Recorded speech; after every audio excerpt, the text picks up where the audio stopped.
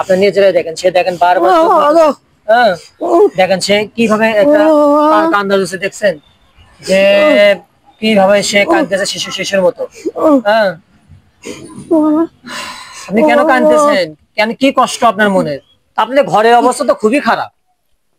এইরকম ঘরে যে আপনি কেমনে থাকেন একমাত্র আল্লাহ ভালো জানে। মানে মানুষের থেকে তিনি দেখেন ঠিক মতো চলতেও পারতেছে না, তিনি এতটা অসহায়। কথা হচ্ছে যে সে বলতেছে যে তার বেটা নাকি কষ্ট আরো বেশি। আসসালামু আলাইকুম ভিউয়ার্স, আজকে আমি আরো এক অসহায় বাড়িতে এসেছি। তো আজকে তার জীবন কাহিনী শুনবো, তো চলুন তার সাথে আমি কথাবার্তা বলে দেখি। আসসালামু আলাইকুম দাদি, কেমন আছেন? কেমন থাকবো? কেমন থাকবো আমি? কেন, কি হয়েছে আপনার? মাথা ঘুরে পড়ে যায়। মাথা ঘুরে পড়ে যান? পড়ে যায়, কান কাটে গেছিল, মাথা কাটে গেছিল। মা কান কিভাবে কেটে গেছিল, মাথা কিভাবে কেটে গেছিল? পরশু পা খেয়ে পড়ি, খালি পড়ি। মানে পা খেয়ে পড়ে যান? হ্যাঁ, খালি পড়ি। ও, গাছ বল নাই, গাছ বল নাই না, কি খাই? ঠিক মতো খেতেও পারেন না? না। কি খাই? আসি রে, কি খাবো? মানে তাই তো কথা, যে আসলে তিনি বলতেছেন সে কি খাবে, তার ঘরে যে কিছু নেই যে সে কিছু খাবে। তো দেখি তার ঘরটা একটু দেখে আসেন। হ্যাঁ, তো আপনি একটু ঘর দেখেন, যান একটু ভেতরে যান। তো দেখতে পাচ্ছেন যে আসলে তার ঘরের কি অবস্থা। এই যে দেখেন, এরকম অসহায় একজন বৃদ্ধ মা যার আসলে কেউ নেই, এই ঘরের অবস্থাগুলো দেখেন। আপনাদের ঘরের অবস্থা তো খুবই খারাপ। এইরকম ঘরে যে আপনি কেমনে থাকেন একমাত্র আল্লাহ ভালো জানে। তো আপনি ইয়ে করতে পারেন না, না? তো আপনি দাঁড়িয়ে থাকতে পারেন না, এভাবেই বসে থাকেন? বসে থাকি, বসে থাকি। হ্যাঁ, মানে এই দেখা যাচ্ছে দাঁড়িয়ে থাকতে গেলে পড়ে যাবার ধরেন। তো আপনার সংসার কিভাবে চলতেছে এখন? মানে মানুষের থেকে চাইনে খানা, তাহলে দেখা যাচ্ছে মানুষ দিলে খান, না দিলে না খান। আজকে সকালে কি খাওয়া দাওয়া করছেন? ভাত ছিল। তো এখন তো আপনার দুপুর গড়ে গিয়েছে, তাই এখন আপনি ভাত, এখন যে ভাত খাচ্ছেন না, এখন আর পাবো কোথা? মানে কথা হচ্ছে আপনি রাতে যে কি খাবেন সে খাওয়ার জোট আপনার নেই, না? তো আপনি ঘরের অবস্থা তো খুবই খারাপ। এই যে দেখেন সম্মানিত ভিউয়ার্স, স্যার ঘরটা দেখেন, ঘরটা যে এতটা বাজে অবস্থা, মানে দেখেন আপনারা নিজেরাই দেখতে পাচ্ছেন কতটা ভয়াবহ তার ঘরের অবস্থা। আসলে আমরা তো অনেকেই বিত্তশালী লোক আছে, যদি আমরা কেউ এই অসহায় মাকে যে একটু সহযোগিতা করি, তাহলে হয়তো তার দুঃখ হলেও একটু হলে ঘুষে যাবে। তিনি দেখেন ঠিক মতো চলতেও পারতেছে না, তিনি এতটা অসহায়। মানে ঠিক মতো হাঁটতেও পারে না, ঠিক মতো চলতেও পারেন না। মানে কথা হচ্ছে যে ওই লাঠি ধরে ধরে চলতে হয়। তো এরকম ভাঙ্গা ঘরে আপনি কেমনে আছেন? যে যে বাতাস চারিদিকে, যে এখন যে শীতকাল, এই শীতকালে তো আপনি থাকতে কষ্ট হচ্ছে না? আপনার কষ্ট হচ্ছে না? কে দেখবি? বেটারাও করছে, বেটারাও কিছু নেই, বেটার ফেলে গেছে, কাম করে খাচ্ছে। কথা হচ্ছে বেটারাও আপনাকে দেখতেছে না? দেখতেছে না, দেখবি নাকি আগে বাবা? বেটাকে কষ্ট বেশি। মানে আপনি দেখেন ভিউয়ার্স, তো কথা হচ্ছে যে সে বলতেছে যে তার বেটা নাকি কষ্ট আরো বেশি। তো কথা হচ্ছে কি, আমরা একটা বিষয় যে আমাদের ছেলেরা যখন বড় হয় তখন অনেকেই বাপ মাকে ওইভাবে চেনে না।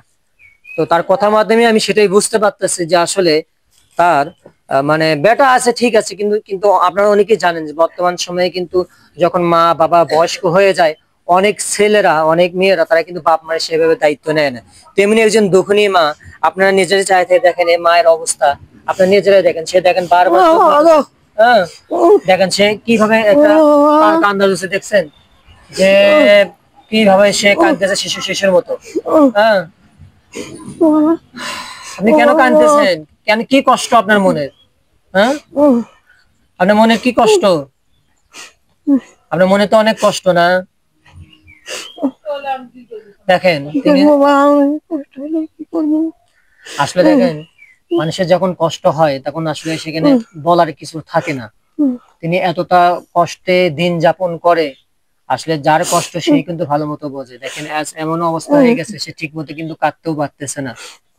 দেখেন এই যে একটা বয়স, কি আনে দিন কি খাবে, এখন কি খাবে, রাতে কি খাবে, সে খাওয়ার জোটা কিন্তু তার নেই। দেখেন এমন একটা অবস্থায় যায়, আসলে মানুষ যখন বয়স হয়ে যায় তখন আসলে সে কিন্তু শিশুর মতো হয়ে যায়। সে তখন চায় যে তার নাতি পুতি ছেলে তারা যত্ন নোক, কিন্তু আসলে আমাদের ভাগ্য অনেক খারাপ হয় অনেকেরই, যার কারণে দেখা যায় যে আমরা সেরকম মানে ওই আদরটা আমরা পাই না।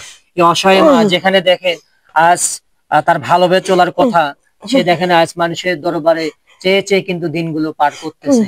আমার কাছে সে কিন্তু একবার গিয়েছিল, যে আমাকে বলেছিল যে বাবা তুমি অনেক তো অসহায় মানুষকে সহযোগিতা করো, আমার জন্য একটু হলে তুমি সহযোগিতা করো।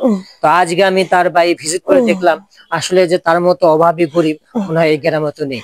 তো আপনি তো অনেকেই ভিডিও দেখেন, যদি কোনো সহৃদয়বান ব্যক্তি এই অসহায় পরিবারকে একটু হেল্প করতেন তাহলে তার দুঃখ তো ঘুচে যেত। তো দাদি, কথা হচ্ছে যে আপনি কোন জিনিসটা পাইলে অনেক খুশি হতেন, মানে যে জিনিসটা আপনার খুবই দরকার এখন?